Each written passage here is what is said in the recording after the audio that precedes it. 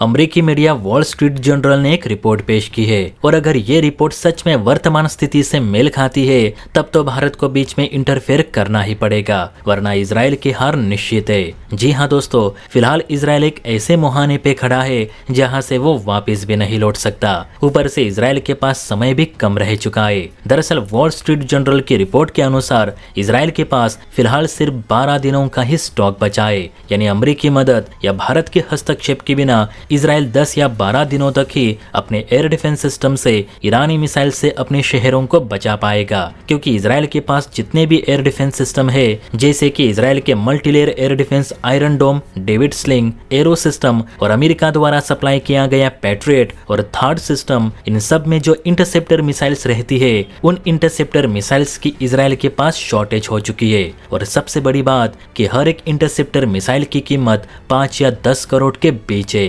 तो सोचिए इजराइल ने अब तक कितनी मिसाइल्स फायर की होंगी और इन 7 दिनों में कितने पैसे बर्बाद हो गए होंगे। आप सभी जानते हैं कि बीते 7 दिनों से ईरान हर रोज इजराइल पर बैलिस्टिक मिसाइलों से हमला कर रहा है। ईरान ने अब तक 400 से ज्यादा बैलिस्टिक मिसाइल्स इजराइल पर फायर कर दी। हालांकि इजराइल ने इनमें से ज्यादातर मिसाइल्स को मार गिराया और ईरान के कई मिसाइल लॉन्चर भी नष्ट कर दिए। फिर भी अमेरिकी खुफिया एजेंसीज का कहना है कि ईरान के मिसाइल भंडार का आधे से भी ज्यादा हिस्सा अभी भी बरकरार है और ये मिसाइल्स संभवतः अंडरग्राउंड सुरंगों में छिपाई गई है। ईरान के सुप्रीम लीडर खामेनेई ने भी बीते दिनों कहा था कि ईरान के पास 20,000 मिसाइलों का स्टॉक है और इन सारी मिसाइल्स पर सिर्फ और सिर्फ इजराइल का ही नाम लिखा है। ऐसे में इजरायली डिफेंस सिस्टम भारी दबाव में है, इसे नकारा नहीं जा सकता।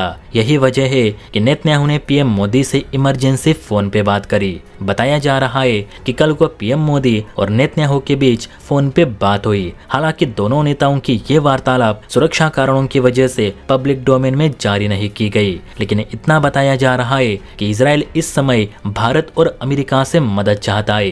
किस तरह की मदद चाहता है वो तो नहीं पता, लेकिन इजराइल दोनों देशों से समर्थन चाहता है ये जरूर कन्फर्म है। इजराइल की टेंशन इसलिए भी बढ़ चुकी है क्योंकि ईरान अब हाइपरसोनिक स्पीड से ट्रैवल करने वाली मिसाइल्स भी इजराइल पर दाग रहा है, जिन्हें आयरन डोम भेजने में 100% कामयाब नहीं हो पा रहा। हालांकि ईरानी मिसाइल्स की सटीकता इतनी भी बेहतर नहीं, लेकिन 100 में से 10 मिसाइल तो अपने टारगेट को उड़ा ही देती है। ऐसे में बिना अमेरिकी या भारत की मदद के बिना इजराइल इस जंग को और कितने दिनों तक खींच पाता है ये देखने लायक होगा, क्योंकि इजराइल फिलहाल इंटरसेप्टर मिसाइलों की कमी से जूझ रहा है, इसे हम नकार नहीं सकते। वैसे आप बताइए दोस्तों, हमें इजराइल को ऐसा कौन सा हथियार देना चाहिए जो इस जंग को कुछ दिन में ही समाप्त कर दे? अपनी राय कमेंट सेक्शन में जरूर दे। और हाँ, वीडियो अच्छी लगी हो तो बेल आइकन प्रेस करके चैनल को लाइक एंड सब्सक्राइब जरूर करें।